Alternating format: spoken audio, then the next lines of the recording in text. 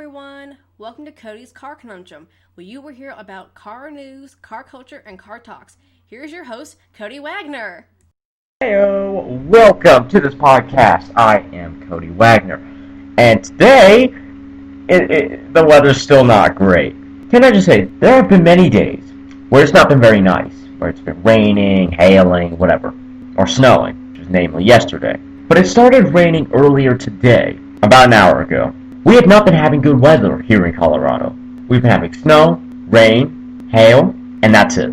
That's literally it. That's all we've been having. It's just bad weather. And the occasional sunshine. And I don't say occasional loosely. It was said, like 2 months ago, that here in Colorado, we've been having more rainy days than Seattle. How do you even do that? We've been having the worst weather here. I'm telling you, if I hear something on 9 News or whatever, saying, oh, we're going to have a drought this year. We are not having a drought this year. We've had way too much snow, hail, rain, what have you. We've been having way too much of it for there to possibly be a drought unless it was 140 degrees here, which would basically make this one of the hottest places on Earth outside of Death Valley. And I'm not even remotely close to, well, yes, I am actually somewhat close to Death Valley, about 2 states away. We have not had 140 degree weather at all. And even if there was, or could be, or will be, or whatever, even if that were to happen, I doubt we'd have a drought. Way too much snow, way too much rain, all that. And it's kind of a shame, really, since it's May now. Oh yeah, I'm 14. Yay!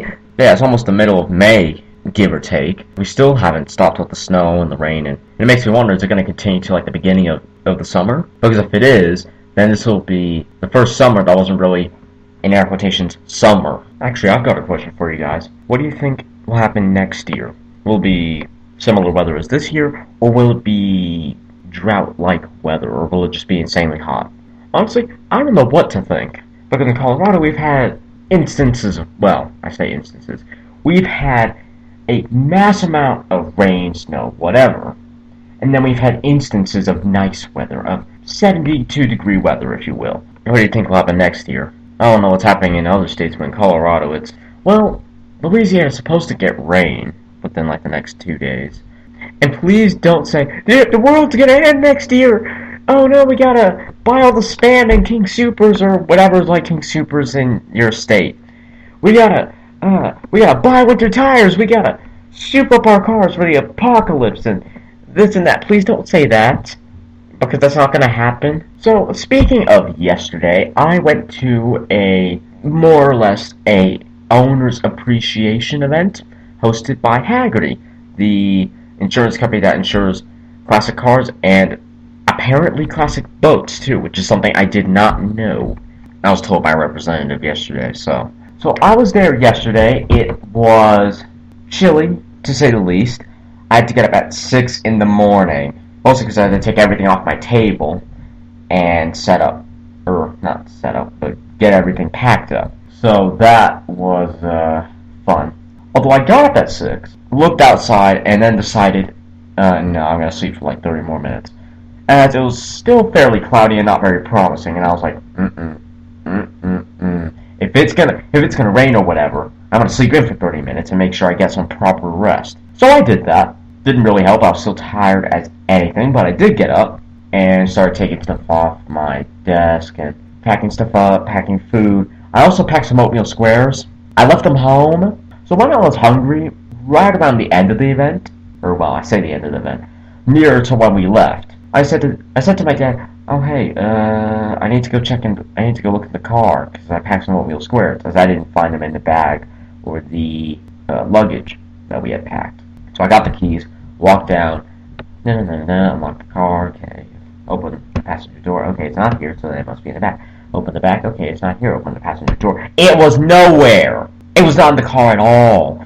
So I was fairly hungry, and while they did have free hot dogs, I didn't want hot dogs. But yeah, they did have hot dogs, they had, well, I say they had hot dogs, they had free hot dogs, free cookies, free coffee, free soda, free water, everything was free.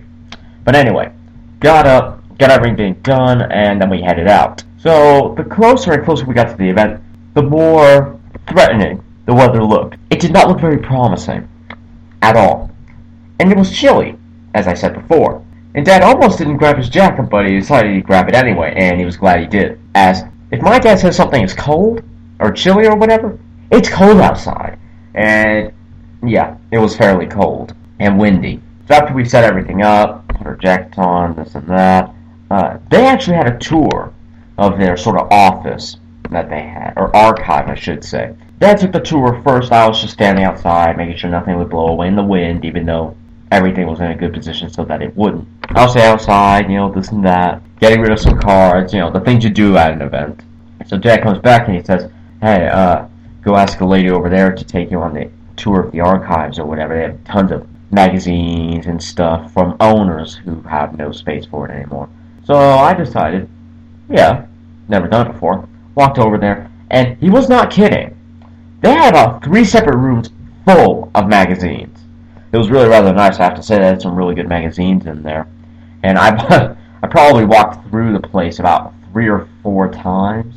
I mean, one of the times was just to use the bathroom, but probably about 3 times just looking around, warming up, this and that. It was turning out very well. There was a lot of cool cars. They had, or well, I should say the owners had, there was a Plymouth Barracuda, or Cuda, as the later ones were known as. There was a Plymouth Cuda, a 71 or 72 Dodge Charger, and what I assumed to be was an RT. It looked like a 440. He left before I actually looked around, so I didn't get to see it up close, sadly. There was a Plymouth Belvedere that came later. They had a lime green 707 horsepower Challenger that was there before we got there. There was an MGB that was at the Lincoln Tech Auto Show that I covered earlier, and the same guy was there, so me and him and Dad chatted a little bit later on during the show. I mean, mostly about the weather, but yeah. So he had his MGB. Later on, the Minis showed up.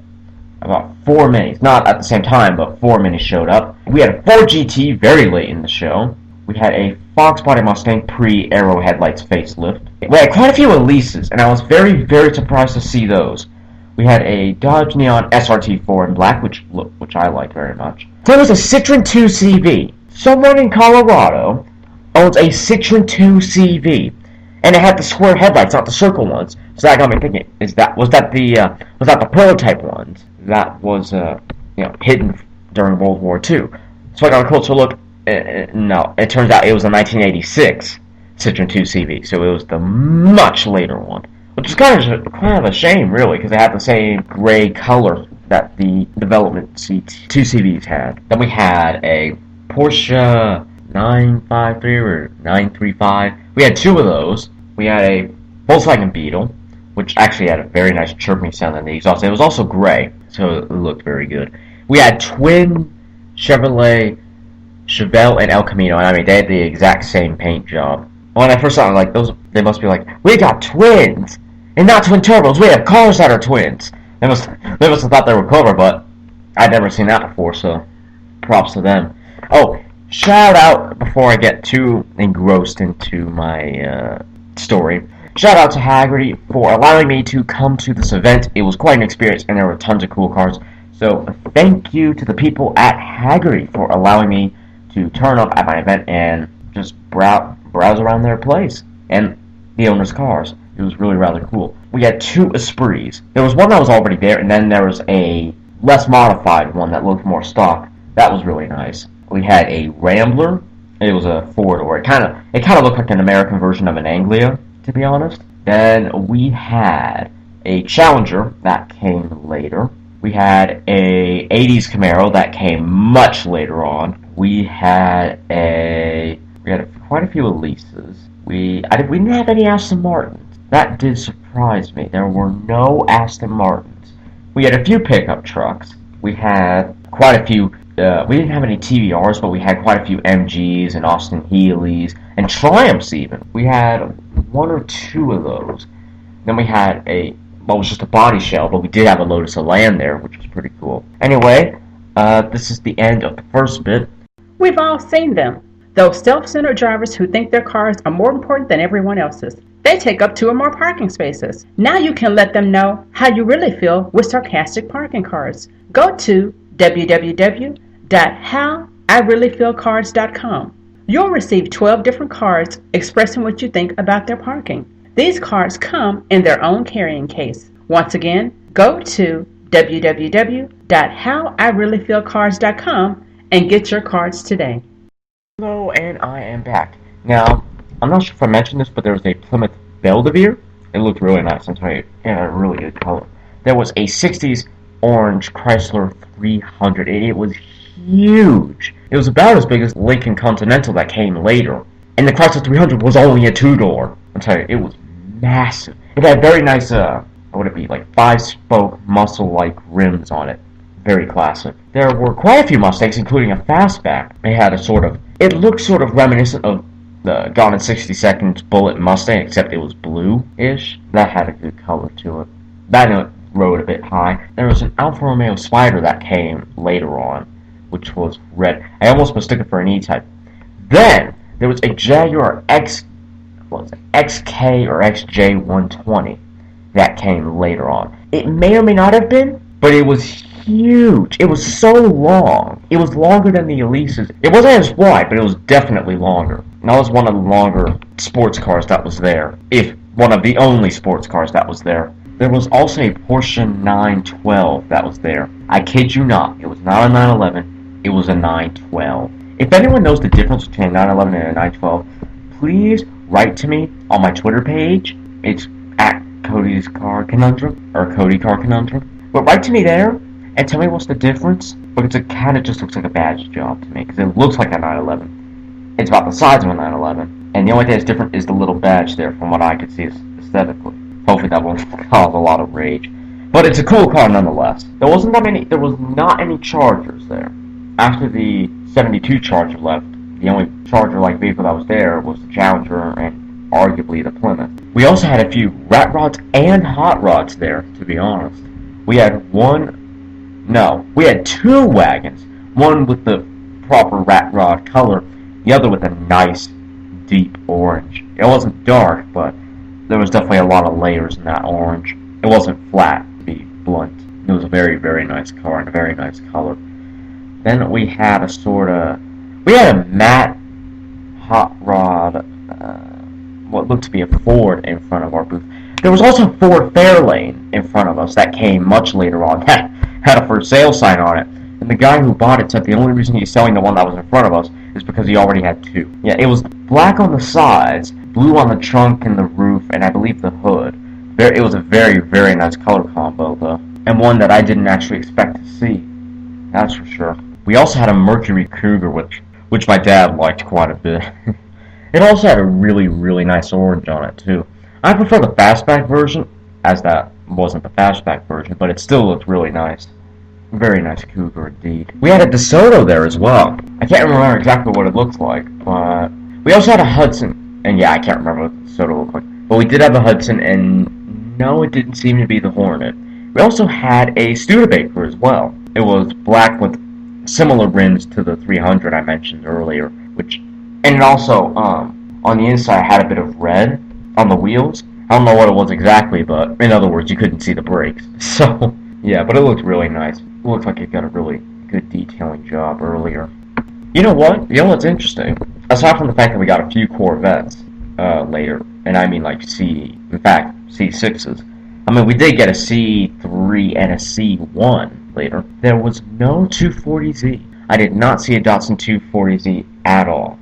Quite a few minis, no Datsun. That, I think, was one of the interesting bits, is there was no Datsun. There was a Austin 3000 that was there. In fact, there was two of them, both with the same color. We also had a Lotus Elan GT 2x2, essentially, which was 2+2, which essentially was a Lotus Elan fastback. And I'm telling you, that was a really nice car. Now, I mistake it for an Opel GT. We didn't have a Saab Sonnet. I just realized we did not have a Sonnet. That would have been cool to see. Oh, and before I forget, remember that Sprite I mentioned earlier? It was a racing Sprite. The guy had a sticker with Laguna Seca on it. I believe he took it to Laguna Seca. I have to say, it was so loud. He started it up and I jumped. It sounded really, really good, but it was so loud.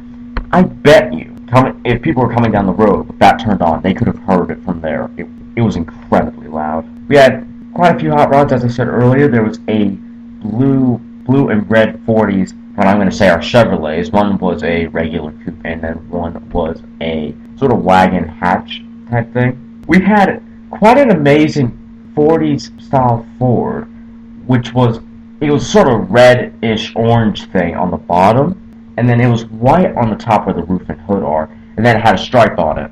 It was pretty funny to see that thing, and its tires were huge. I think they were like 3.35s, maybe 3.55s, something like that. They were massive. Then we had a more gentleman styled, what I'm going to say is a late 30s, I'm going to say either a Nash or a Ford. Then we had the Cougar I talked about earlier. Quite a few interesting vehicles. There was a Bel Air that came earlier, and then we had, I think we had a Buick. It was yellow, and it was a boat. To be honest, it was quite a boat. We also had a Mach 1 Mustang that was there, who repositioned himself later. Very nice cars. Very, very nice. In fact, we only had one Camaro, which was a bit of a shame, but we only had one 69 Camaro. It was a very dark brown with the white stripe that goes over the hood. We also had a Bronco that was lifted up and had orange and all the stuff you'd expect a Bronco to have. We also had two AMC, well, I say Javelin. I think, the 69 is a Javelin, right? The more collectible one. If not, then it's an AMX. Or AMCX, sorry. No, I was right the first time, AMX. But yeah, we had two Javelins, a 69 and a 71. The 71 was purple and the 69 was a brown, I believe.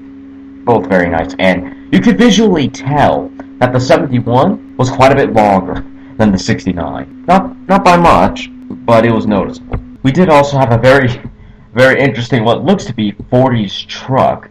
And it was, and I mean, I say truck, tow truck. And it was long, and it was fairly loud. It was, like, the middle part of it was green and lower bits of the bumper. The headlight and grill area was black, and the roof and some of the stripes were yellow. That may sound bad, but it actually looked pretty good in person. Though, to be fair, we did have another car. It was a 50s car. That was black and had some stripes on the front. That and the other fire striped car that was next to it was quite a scene, to be honest. Both of them looked really good. We did have a 911, though. We had a 90s 911, and then we had I'm not sure if he was supposed to be a part of the exhibit, but we did have a, what was it, 997, I believe, black 911, that came later on. That was also nice. And also the 90s one was black as well, so that was kind of funny. The 90s 911 actually left pretty early, so that the 707 horsepower Challenger that was there, he also left rather early. Also later on, we got a 440 Dodge Coronet with a very light blue. It wasn't a Super B, sadly, but it looked really nice. It's also massive. It was quite long. It was longer than I thought it was going to be, but it looked really nice nonetheless. Anyway, I hope you enjoyed the second section, and I'll see you in the last one. We've all seen them. Those self-centered drivers who think their cars are more important than everyone else's. They take up 2 or more parking spaces. Now you can let them know how you really feel with sarcastic parking cards. Go to www.howireallyfeelcards.com. You'll receive 12 different cards expressing what you think about their parking. These cards come in their own carrying case. Once again, go to www.howireallyfeelcards.com and get your cards today. And hello, I am back. Now, we are going to start here with Tesla better start hiring experienced automotive engineers now. They delayed the Model 3, they probably delayed the Model S, and they delayed the Model X. They need to get some proper engineers in there to make sure that the delays stop dead. Because frankly, that's not happening right now. Autonomous Chrysler Pacifica is the first step of FCA-Google partnership. First step. Keep that in mind. That means we got quite a bit of stuff to go. Stock MX-5 goes Porsche hunting on the ring. Posts 8-minute, 37-second, 0.7 millisecond lap time. That's actually pretty good for a stock MX-5 Miata. Top car soaks Merc GLE Coupe in carbon. And it actually doesn't look too bad. Normally I don't like those big brand aftermarket body kits and this and that, because they look so vulgar and sort of like they're trying to sell it. You probably don't understand what I mean, but no, they're trying to oversell it. It's totally modified, this and that. It's too much most of the time, but that actually looks pretty good. 2016 Gumball 3000 concludes with 10-hour epic drive. Red Bull won't feel sorry for Mercedes come 2017. Bugatti sharpens the Huayra with Pashito Tempesta package. If you want your Huayra a bit spicier and couldn't get the limited BC version, the company's new Tempesta pack will get you covered. Honda BRV goes on sale in India. Gets 1.5-liter diesel and a 6-speed manual transmission. W222 Mercedes S-Class puts on walled kit, custom wheels, and wrap, and, once again, looks pretty good. Dale Earnhardt Sr. widow wants his son to stop using dad's name in business. Oh dear. 5 teens survive huge crash in Tesla Model S. One could be tempted to insert an autopilot joke here, being a Tesla and all, but such a serious accident is no laughing matter, and that Tesla was completely wrecked. I believe they fell off a cliff and rolled a bit. I can't remember. I'd have to read the news article again, but I think that's what I remember it saying. World Car Awards introduces World Urban Car for 2017. Half of the vehicles coming in 2017 aren't even here yet. So what is the point in doing this now? Why do this now when half of what we're supposed to get in 2017 isn't even here yet? That's like when Motor Trend does the 2016 Car of the Year in February. I've seen Motor Trend and Road & Track do this. 2016 Car of the Year, or Performance Car of the Year, or what have you. February edition. It's not even the full year yet. Half the stuff that could be eligible for this test isn't even out yet. So why do it now? Because it's not Car of the Year 2016. It might as well be Car of the Month 2016 February, or March, or January, or whatever. Because the cars coming for this year aren't here yet. So what you're doing is saying cars so far of the year 2016. That's what they should be saying. Because what they're doing is not allowing automakers to allow their next generation models the chance to be eligible for this test or award or whatever you want to call it. And it's a shame. Well, no, it's not a shame. It's a problem because they keep doing it so early in the year. They should say cars so far of the year, and then when it's 2016, actual car of the year 2016. You can't say car of the year 2016 when it's February. Honestly. And yes, that was probably a bit of a rant. One of 76 flat-nose Porsche 964 turbos go for sale for nearly $1 million. Nearly $1 million. Wow. This 2016 Lexus Lx 570 with a chopped roof is listed for $350,000, I guess. And of course, this could only be sold in the Middle East. Because the Middle East are the only people who have done this, as of yet. I mean, seriously? $350,000, unless it costs like $100,000 to get the top off, this and that. That's a ripoff. And why would you want an SUV like that as a convertible anyway? You're not going to get a good use out of it. Man takes delivery of new McLaren 650S, throws it into a tree 10 minutes later. How brilliant is that? This is why when Ford said that they were going to, make potential owners take a test or whatever to make sure that they could, actually handle the GT or, they're eligible to buy it or whatever they said. At first I was like, huh? And then I realized, oh wait, that's what I said automakers should do all along for performance cars, is make owners take a test. Make them do something to see if they can actually handle the car instead of wasting their money on a car they can't handle. Honda reportedly readies next-gen CR-V for late 2017. Nissan 350Z crashes into home and pins down 4-year-old. Buster City players get Mercedes B-Class electric drive cars for winning premiership title. I'm sorry, but if I were any of those players, I would just give it straight back to Mercedes and ask for a CLA. No one wants a B-Class electric drive, no matter how nice it is. No one's going to want that for winning the premiership title. They're going to want an SL, or an SLK, or whatever. That's what they're going to want. That's Mercedes trying to promote ecoism. That's all that is. Ken Block keeps busy with custom Can-Am Maverick turbos. And it looks like some of his Gymkhana vehicles as of late. Con Design teases London Motor Show Edition Defender. Specific edition of a car for an auto show. That's new. Air-cooled lovers rejoice. A lovely Porsche 964 RS could be yours. Could be. Keyword. Oh wow, already gone on for almost 8 minutes now. This podcast, this part of the podcast, that is. Honda's Takeda airbags possibly linked to 2 more deaths. This time in Malaysia.